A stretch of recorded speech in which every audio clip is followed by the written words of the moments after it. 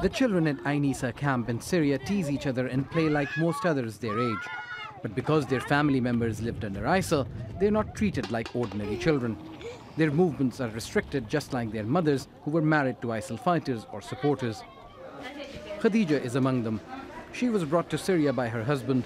Now KHADIJA and her children cannot go home to Tunisia. My husband used to fight in Aleppo and he was killed there. ISIL brought us to a hostel which was run by a cruel woman. One woman even gave birth in the toilet, but she wasn't allowed medical help. No one could go outside if they were not married. I married this injured man who needed someone to take care of him. We decided to flee, but the trafficker took us to a Kurdish area. We were arrested. The women in camps come from around 40 countries. Almost all share similar stories.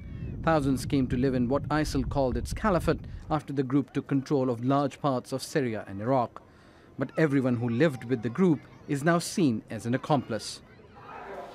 This Syrian teacher says her first husband was killed by the Syrian government and she remarried a Moroccan man so her 3 children would be taken care of. We have nothing to do in ISIS. We don't care about them.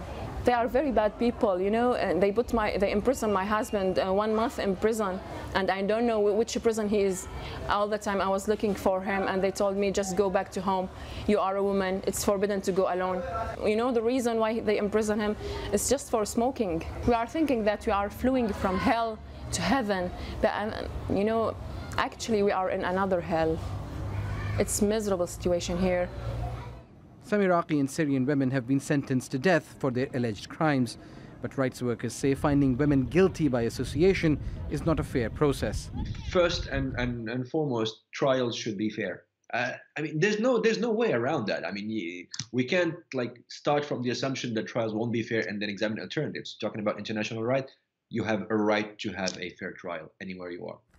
US forces have trained fighters from the Syrian Democratic Force on how to treat prisoners, and some efforts are underway to repatriate at least some of the women and children. It's a difficult situation and very tragic, especially for the children. I know a lot of countries have expressed interest of bringing the children back to their country, depending on where the fighters are from. But right now, that problem still needs to be solved rather than just putting them in a camp. But many countries do not want anything to do with the people who lived under ISIL. Rights activists say injustice breeds contempt and instability, and the danger from a lack of free trial and indifference from home countries is a continuing cycle of vengeance. And that's something that groups such as ISIL have taken advantage of.